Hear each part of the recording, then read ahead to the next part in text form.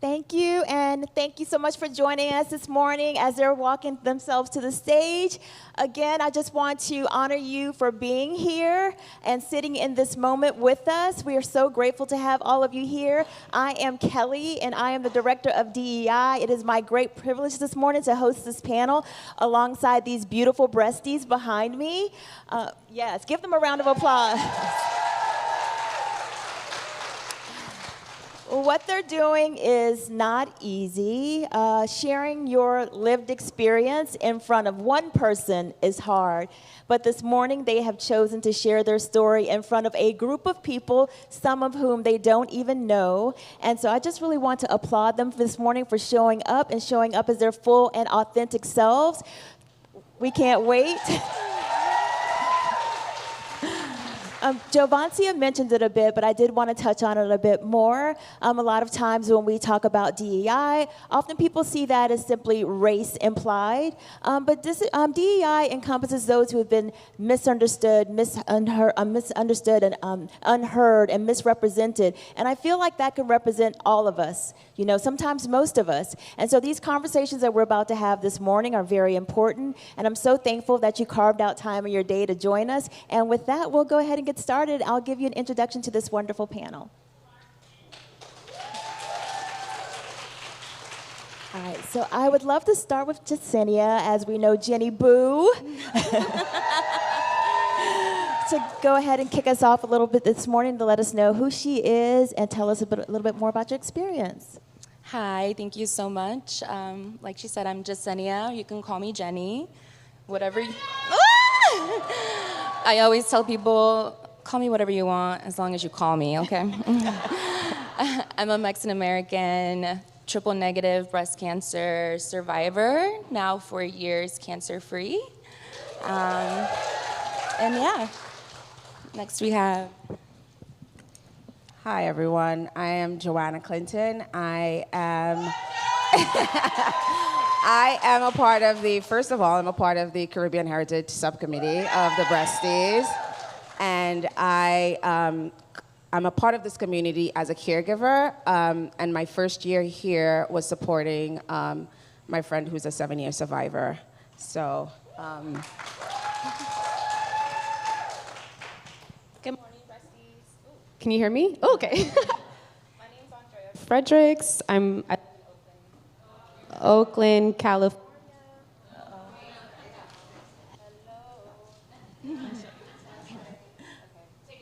Yeah, okay.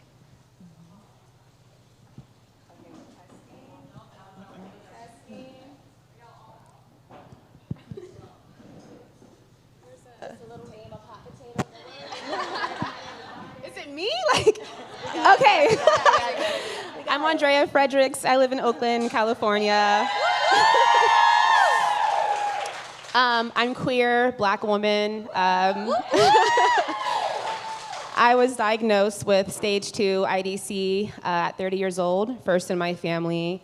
Estrogen positive, BRCA2 positive. I'm on tamoxifen currently, having a hot flash right now.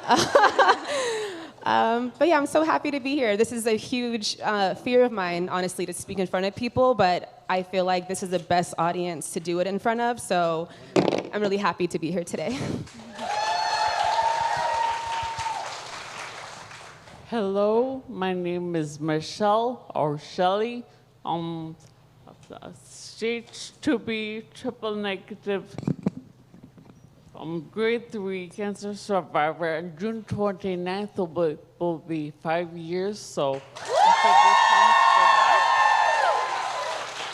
I have the unique experience of living the first 30 years of my life like a normal person, and being disabled due to a result from an allergy to medication I was taking, which put me in a coma, and I was airlifted to the hospital I was in a coma for 3 weeks. I had to learn to walk, talk, eat, drink, sit up, everything all over again like a newborn baby. So here I am trying to learn how to be a person again.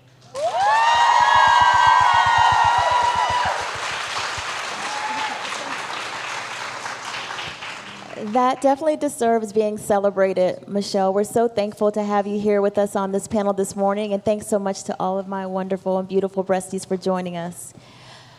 So if you, I'm just speaking for Kellie, but if you are a person who feels deeply and cares about others and how those people feel and are treated, the last couple of years have been interesting. And so, you know, if you don't have a heart that's two sizes too small, like the Grinch, maybe you've been feeling it too. And I want us to talk about that a little bit and explore that, because I know that if we're feeling it from the stage, that many of you are likely feeling it too. And it's a hard conversation, so I invite you all to explore those emotions with us. And I just wanted to give an opportunity for the panel to share a little bit more about what they've been experiencing. So I'd love to ask Joanna, a lot of people are carrying fear, uncertainty, exhaustion, or heaviness right now. And not just because of cancer, but because of everything that is happening around us in the world. How have you protected your peace or cared for yourself while navigating the emotional weight of everything around you? How have I protected my peace? I first had to remind myself that I don't have to absorb everything negative to prove that I care about what's happening. So I have had to set boundaries around what I take in and how, when I take it in, I want to be informed, but I never want to be overwhelmed by the information. So part of that is setting boundaries about what I do and when I do it. I used to have a ritual. Every morning I get up, and as I'm getting ready for work, I put on the news and I watch CBS 2, and I get ready to CBS 2. I no longer do that because I want to start my day off on the good foot. And now I just read the news as I'm going on the train, and if I don't feel like see the headline and it's not a story I really want to absorb right before I start my work day, depending on what I have to do, I just don't read it. And I'll get that information when I'm ready for it. And another thing that I like to think about is sometimes it's just stepping back. You know, stepping back. Sometimes you protect your peace by quitting things. You know, oftentimes we don't want to quit. But if quitting means you become a better person and you have in a better mental health space, then that's what's necessary in that moment. So just really about setting boundaries for myself, and I encourage you to set boundaries for yourself as well. I love that. I think, Joanna, I think that one of the things that you shared that I'd like for you to expound on a little bit more, you talked about like carefully curating what you pull in and what feeds you. Can you talk a little bit more about that? Because what does kind of give you that boost when everything around like looks like, what is that one thing that you know will get everything regulated? Movement. If you've been to any of the spin classes here at I'm a spin instructor, and I've been a personal trainer, certified group fitness instructor for the last 7 years. That's like my side gig. My main gig is finance. But movement has always been something that has brought me back to center. I first got into group fitness when I was going through a divorce. And, oh, what? It's all right. What? It's all right. And I just found it to be the thing that kept me distracted and helped me sort of remind myself what I'm capable of. And it helped me find small wins. Just going into the gym, lifting some weights, and then that sort of transitioned into teaching classes, because I always was a bit of as it relates to fitness, a loner. I just wanted to go in the gym, do what I have to do, and leave. But then I started finding community in the gym and started realizing how great group fitness is and how much it can change your life. And it doesn't have to be lifting weights or spin or whatever the case may be. It's whatever you enjoy doing, anything that can have your attention, where you can focus on yourself for like those 45 minutes, an hour, 10 minutes, whatever amount of time that you have available to yourself. That's what I did. So that, to this day, brings me joy and brings me peace. I love that. Thank you.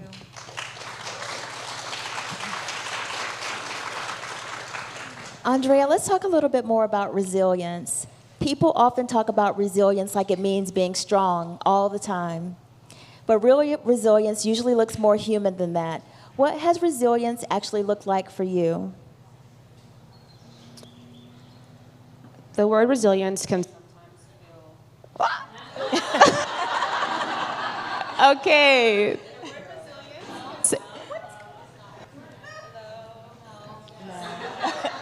Hello. Hello. Check. Okay. There we go. So the word resilience can sometimes feel triggering for me because it correlates to bravery, strength, optimism, perseverance. But during cancer treatment, I didn't really have a choice but to be those things. I remember riding home from my lumpectomy surgery and subsequent chemo and radiation treatments with my family in the car. And I would crack jokes and put on music and dance because I wanted them to feel comfortable. And I wanted them to think that I was okay and that I could do this and that things were, I wanted to feel normal. And, but once I got home and I had time to myself, I would crack open. And I would spiral in bed, research things that I probably shouldn't have been looking up.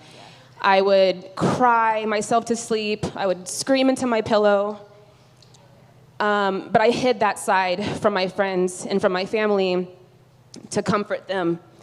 And so since being in remission for almost 2 years now and 10 days, thank you. But since then, everyone always tells me how resilient I am. And I know they mean well, but I don't want to be their definition of resilience. I want to be raw and real and let them see the side of me that I hid from them, and I am still kind of hiding from them until they see this. So I'm redefining that word post-cancer and making room for the grief and for the sadness and for the anger especially.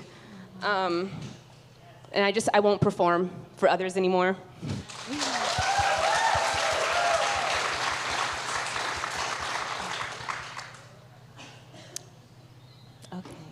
But I think that you touched on something really powerful there, because I find that a lot of us may do that. It's like we're going through all of these tough things. You all are doing mastectomies and going through treatment and having hysterectomies, and you're still strong or acting strong or looking strong.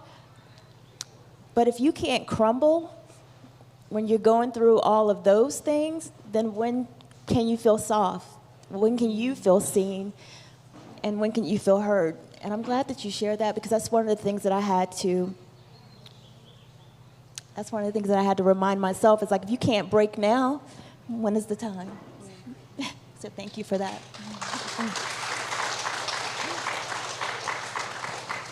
And I just want to dovetail off of that point. I think oftentimes we equate resilience with strength, and it's not the same thing. You can be resilient and be weak, ask for care.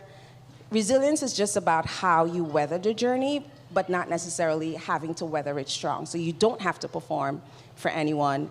You can be weak, you can cry, you can experience joy when you like to, you can not experience joy when you don't want to, you can go into a bubble.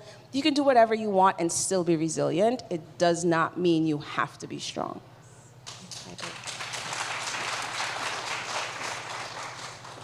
All right, so I would love to talk to Jessenia. What has it meant for you to share your story publicly, especially when parts of your story feel vulnerable or deeply personal? And I know also for a lot of us too, culturally, we're not supposed to be loud and out there, and what happens in my house stays in my house, don't be telling nobody my business kind of thing, right? So what does it mean for you to share your story personally? It's a huge deal, especially coming from where I come from. I come from Jalisco, Mexico. It's a rancho, like so country, and super Catholic, parents super conservative. I couldn't even say the word stupid in front of my dad, you know, and nobody talks about Bruno is the main thing. And it is crazy. It would drive me insane. So when my mother was diagnosed both times, she didn't want anyone to know. She didn't even want anyone coming to the house. And we had some issues because of that. Then I got diagnosed, and I was like, I'm telling the whole world.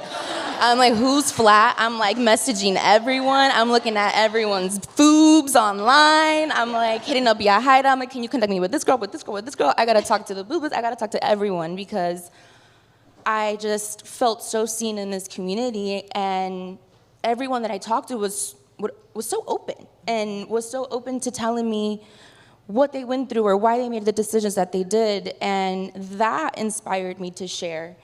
And using my phone, because I will say I don't doom scroll, using my phone and just like speaking to myself on the camera, feeling like I'm speaking to all of you like I am now, it helps me get out all of that anger and frustration. And yeah, maybe I trauma dump and rant on Instagram stories, but I feel so much better afterwards. Yes. And I even got, some people tell me, hey, you know, sometimes I have to take a break from watching your stories. And the first time I heard that, I was like, I'm so sorry. But then I was like, you know what? No, because Be free. that's the point of sharing, is I want everyone to know that this isn't, just because I dye my hair pink and put on pink glasses doesn't mean that I feel great. Like, I'm so tired of these doctors saying, oh, but you look great and your hair looks great. Has your hair always been that curly? Wow, I wish my hair was that thick. And I'm like, can we talk about my pain, my joint pain, my depression, my issues with my vagina, my issues with all of the debridement surgeries, my anatomy's everywhere, like a lot of us. So instead of having those deep conversations, we're having surface level. So it means a lot for me to share online. It is honestly what kind of has been saving my life. I created Depressed Breasties with my Depressed Breastie Kate, and because we both felt like we weren't being heard and seen, and this community made us feel heard and seen, and it means a lot. I'm getting a lot from people who aren't related to me, and it just means so much. But I also want to share, first, thank you. Because in you being brave enough to show up and tell your story, then you're allowing others to see themselves represented. And that is very, very important. And I want you to know that what you're doing matters. And I hope that you continue to do it. Tell them to continue to scroll by. You don't have to look at what I'm telling you. But I feel like that's really important, because I know for me, as a Black previvor, we are few and far between. And when I was considering surgery, my point of reference was Paige and Angelina Jolie. And so I think that it's important that we see ourselves represented in these spaces, so that we know that there are options that can be for us, and that we can make different decisions if necessary, and that genetic testing is an option too. And so it's important that we see ourselves represented in these spaces. So thank you for that. So Michelle, your story is a powerful reminder that survivorship can look very different. What do you wish people understood about survivorship after life changes physically and emotionally? Can anyone hear me? Yes. Okay, thank you. I would love people to understand that every disability is different, and that it happens to everyone. Almost everyone. Most people don't become disabled until they're in their 70s or 80s, but some of us live our whole lives with it, and some of us acquire it along the way. Just treat us like we're people. Like, don't talk to my caregiver instead of me. Like, address me. I'm an adult. I can answer my own questions. And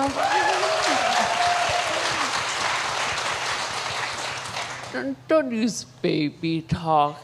How are you doing today? Like, that drives me insane. And take up the space. You deserve it. We all deserve it. The world is changing quickly because of the advocates like Trish and we and Ali and Kennedy and the LGBTQ community that's on my breakdown in 2024 and said, never again, we're not letting this happen again. So, and took the time to sit down with me, visit what needed to be changed, and made the changes that we needed. And now every year we get to visit a beautiful, accessible place like Camp Breastie. I love them for that.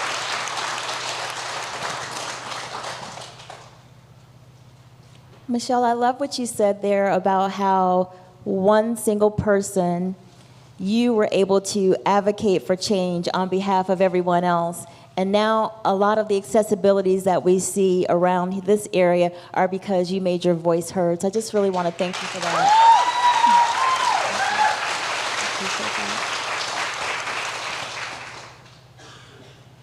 Ondrehya, I wanted to ask you, cancer can already feel incredibly isolating, especially when you've experienced feeling misunderstood or unseen in other parts of your life.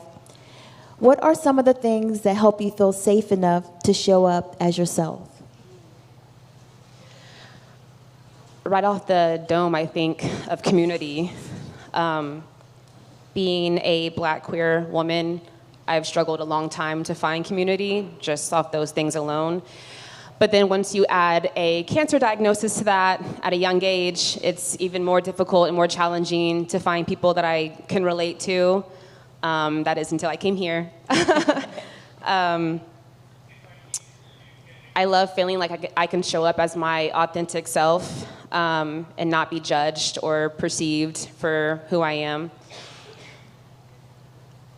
I was also raised in a very religious household, so I'm just used to feeling isolated and feeling like I can't show up as myself and feeling like people don't understand me, don't relate to me, or are judging me, don't want me around. You know, I have the gay bug, you gotta be careful.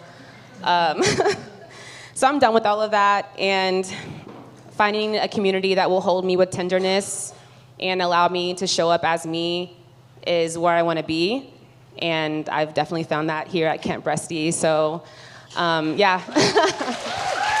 Thank you. I wanted to dig into that a bit more because I feel like if you've come once, then it's easier to come twice. But I would love to know what made you step out and come the first time to Camp Breastie. Okay.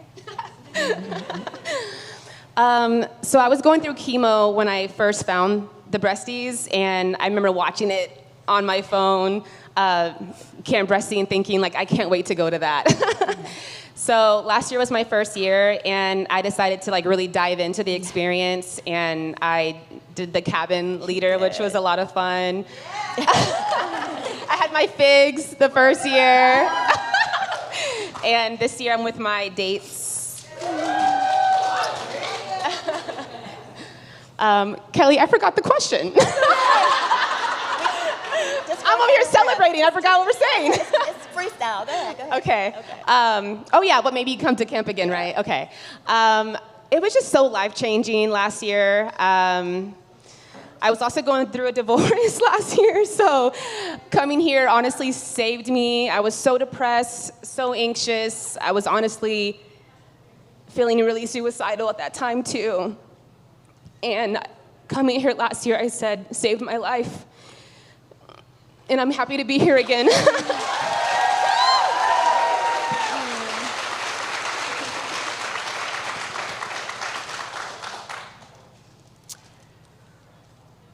All right. Tear jerker. Sorry. Get my life together. All right. As someone who supports survivors through movement, Joanna, you work with wellness and care What have you learned about the emotions people are carrying that others may not always see?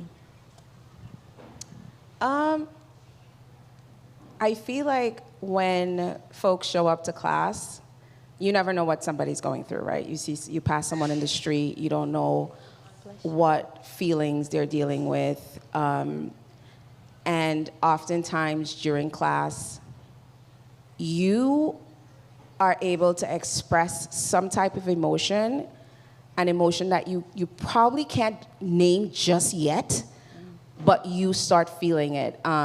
Many times, I have had folks in class, and in the middle of a movement, they just start breaking down. And you were smiling before we walked into class, so obviously there's something happening here. And sometimes they want to talk about it, sometimes they don't want to talk about it. And you just have to let them be and feel what they are feeling in that moment. And I find that movement is something that helps you really focus on yourself, and for the moments outside of it where you're like, you allow yourself to be busy with a whole bunch of stuff just because you don't want to think about it, movement helps you really just focus on what is happening with you. And oftentimes you just really are able to express whatever you're feeling without fully being able to name it. So I always encourage folks to, you need some time to think, to get grounded, go outside for a walk, get on a bike, take a class. You're going to be able to feel those feels and sort of get to the bottom of whatever you're dealing with. But just don't assume everybody's having a good time. I definitely, with teaching, I always look at it from a neutral point of view. Like, I don't know what somebody else is feeling. I'm not going to push anybody. Oh, why aren't you smiling? Like, you don't know what people are going through. I know you showed up here because you want to work. Right. And that's what I'm here for, to help you get to the end of this class. So, yeah. And then you can cry, you can laugh. You don't have to explain anything to me or anyone else. And that's it. I love that. How many of you all that are sitting out here today, how many of you all were in the cacao ritual yesterday, right? I feel like that unleashed or unlocked some type of ugly cry portal, because since then I've just been like, but the sitting still with my emotions, I haven't had an opportunity to really do that. But the fact that movement is good, but even the stillness of the calm and just being able to calm down and quiet my brain for like even just a small couple of minutes really felt like a lot of healing was happening in that moment. So I hope that all of you that joined yesterday, I hope that you all experienced the same thing. I want to go back to Jessenia. What has it meant for you to return to this space while carrying grief and love at the same time? It is something that I don't think anyone is prepared for, or anyone has like the roadmap of how to navigate.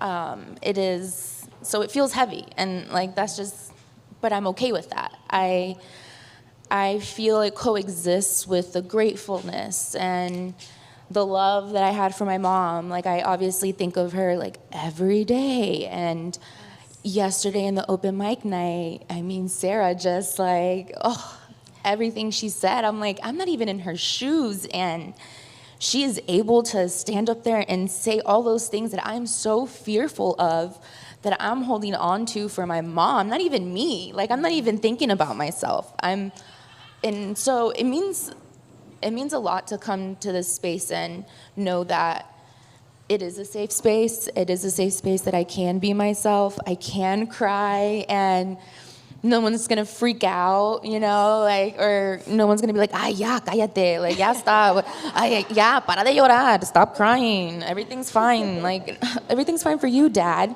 sure, like, not me, what the heck, like, there was one day where I literally had to scream at him. I'm like, Dad, if you tell me to stop crying one more time, I don't know what I'm gonna do. Get it. You know my mother. I am my mother's daughter. Don't try me. So it is very, it's just very heavy. I think that's the best word I can use. I just feel heavy all day as I walk around. And I did the sound bath last night, and sitting still and breathing and listening to all of those beautiful sounds, I broke down and I cried for probably 20 minutes straight. And that's okay. I think I needed that. I think I've been just on survival mode, and we just get so focused on surviving that you don't take the time to sit and really feel the feels. And yeah, like since my mom's death, I had to make all the decisions. And you know, my mom was a bad bitch, okay? I was raised by a bad bitch, and I am one myself, but whoa, her shoes are so big to fill. And I'm trying every day, but I'm also learning, and even coming here and listening to everyone's stories, I'm learning that I don't have to hold on to all of that guilt and shame, and I can shed all of the things and not have to think, oh my God, is my mom mad that I'm posting all these flatty pictures with no shirts on, and I'm F this and F that, and telling the whole wide world of all of the things that are happening to me. I had something crazy happening to me in the beginning of the year, and again, nobody talks about Bruno, right? And my dad didn't want me to share with anyone that, you know, I got into an altercation with my brother and that he burned me. He wanted me to lie about that. And I just, coming here, it just shows me that I don't have to hide from anybody, and I am okay. It doesn't matter. I'm not a bad person because of the things that happened to me. Those things do not depict who I am. And coming here is re-educating me, and like I'm relearning that it's okay to be a hot mess and still put on my pink glasses and still cry with no makeup on, and you know, it's all okay. And coming here is just, I'm definitely taking all of this back, and my heart is so full just knowing that I do belong. And like you said, like I know that my dad probably wants me to shut up, and I'm not. And he probably doesn't want to hang out with me so much because of the things that I say, but that's okay. I know that there are the right people out there for me, and I've been finding them here this weekend. And so thank you so much. I know your mom is proud of you. Michelle, I wanted to ask, your experience speaks so honestly to both strength and limitation. What has this chapter of healing taught you about resilience and redefining what strength looks like? My best friend in college, Chloe Jean, who has suffered so many unimaginable losses in her life. She's younger than me, so I'm like, how can you lose your sister, your mom, and your grandma out of order like that? That's so painful. But she always says, you can hold two truths at the same time. And I think that's so important. I didn't understand until after my accident what it meant. But there's always a duality. You can... Sorry. My cards got smudged because I'm crying. I can celebrate being able to walk comfortably, but be annoyed that it's not as fluid as I would like it to be.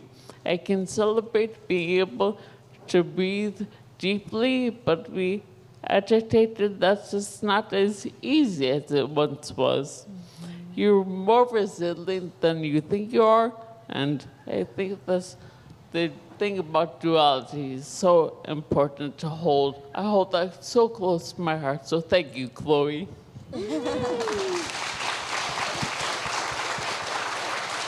Thank you so much, Michelle, for offering all of that reminder. I appreciate that so much. We are going to take a quick moment to offer an opportunity for any of you all to ask us any questions within the audience. And then we'll get prepared for our last question on stage while they are able to pass you the mics if anyone would like to ask a question.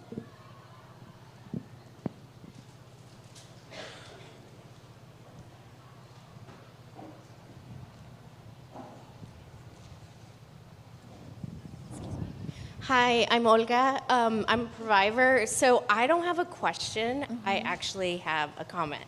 My family is also Mexican. My dad's from San Luis Potosí.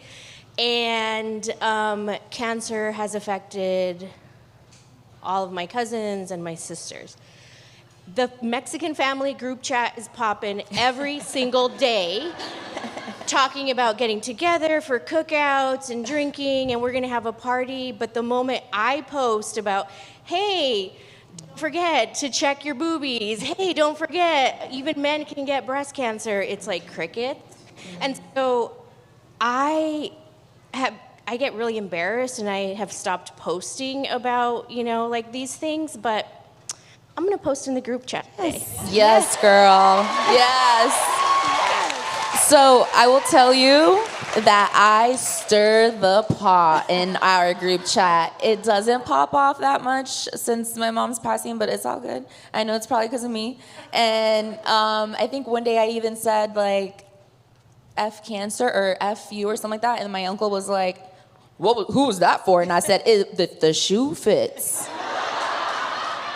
And my dad goes, you need to stop doing that. And I'm like, no, you guys need to be open to talking about these things. Like, we can't hide.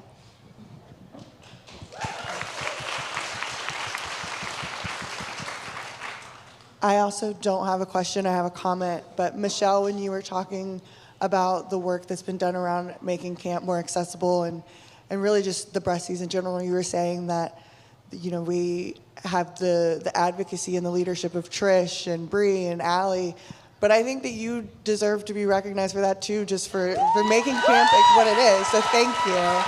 Thank you.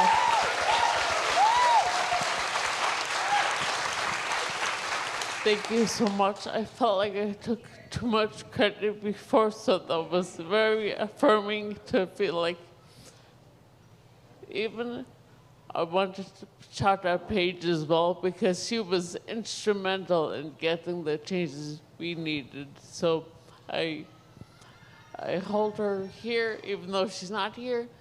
I love her for everything she's done for this camp, and I thank you.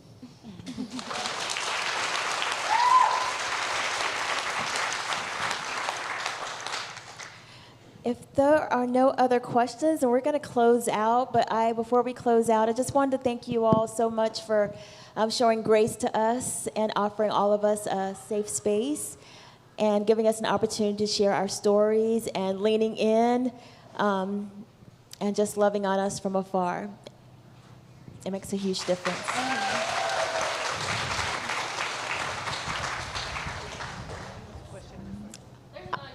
Oh, I'm sorry. Yes, please, go ahead. Yes, that's okay.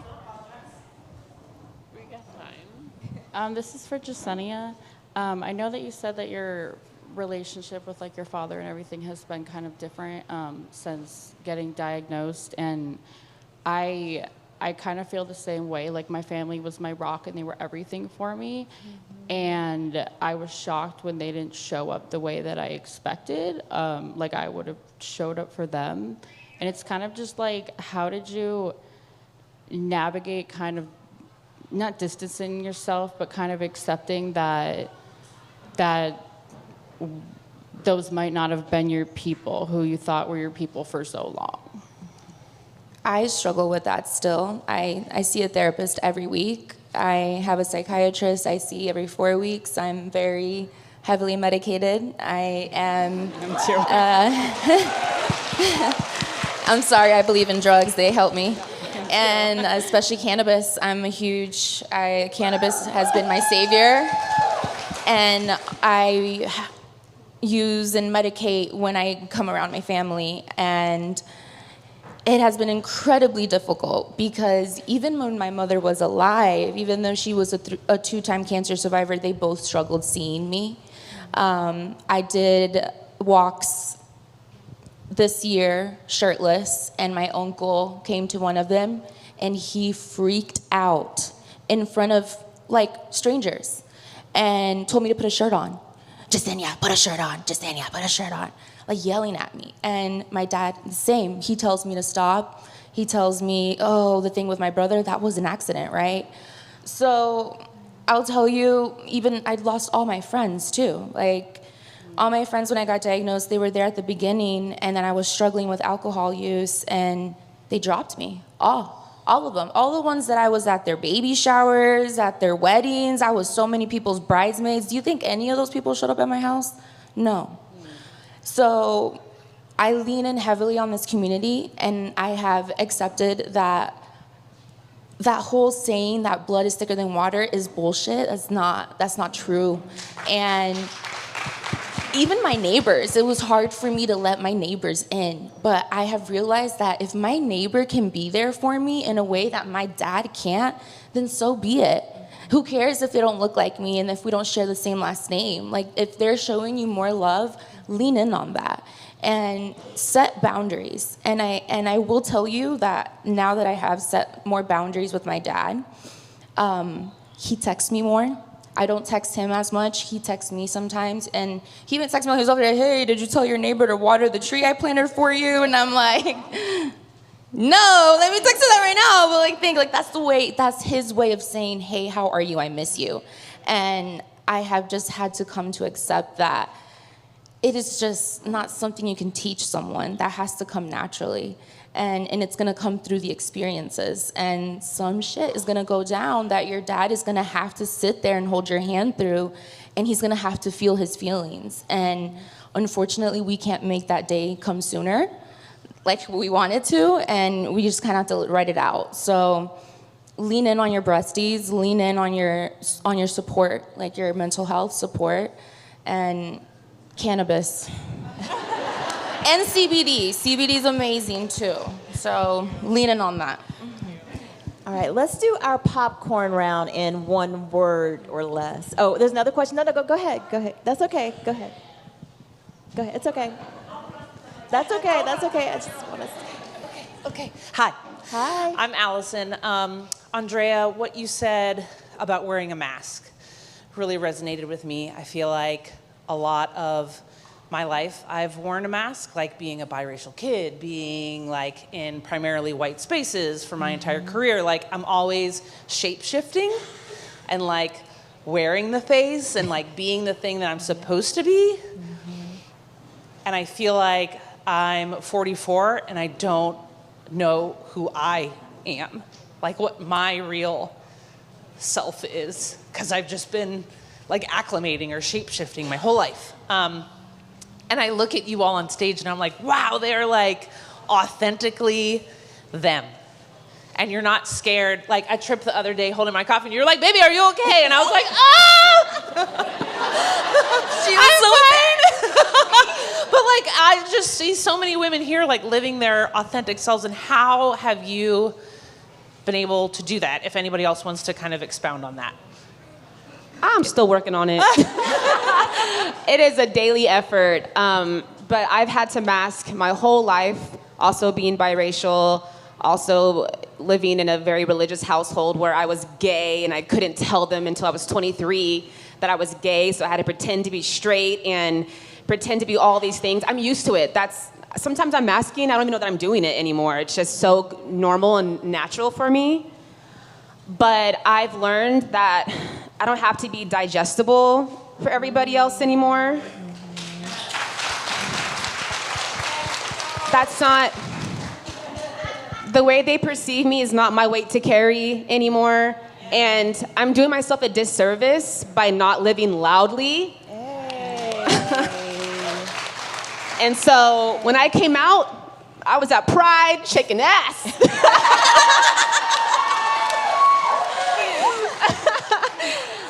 It was the best decision I made, but I think that catapulted my journey into finding who I am, being authentic, unapologetic. But I will tell you, I'm still working on it, especially with this cancer diagnosis. I'm still masking that because no, I don't have anyone at home, no friends who have this experience, no family who's had cancer. So I'm still showing them the tough side of me, and it's exhausting. So I'm actually learning through all of you how to stop doing that. So I'm with you on that, honestly.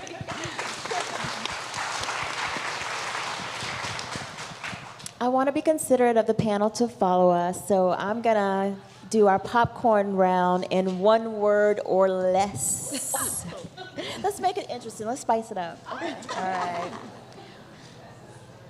1 word or less. I'm going to give you time to let. I can't do one No, word, but I'll give a short phrase. 5 words or less. Five words or less. Give me the question. Oh, okay. Okay, go ahead. Go ahead. What is the one thing? One thing in 1 word. I'm gonna give Joanna 5 words or less that you hope someone in the audience carries with them after leaving this conversation.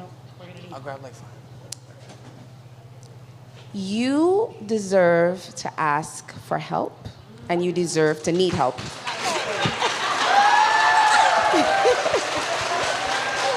that was good. Who wants to go next? Ooh, it might be 8 words, but make make room for joy, but also make room for other emotions too.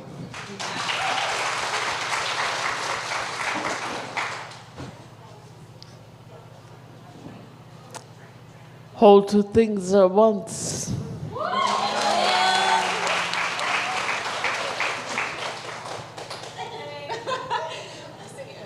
Five words or less.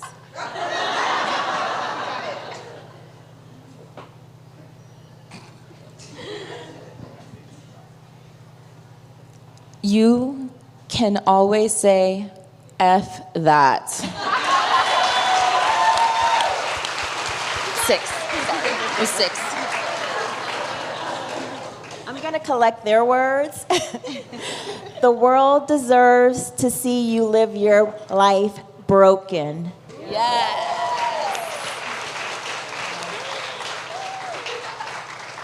Thank you all so much for having us. We appreciate it. Give them a round of applause.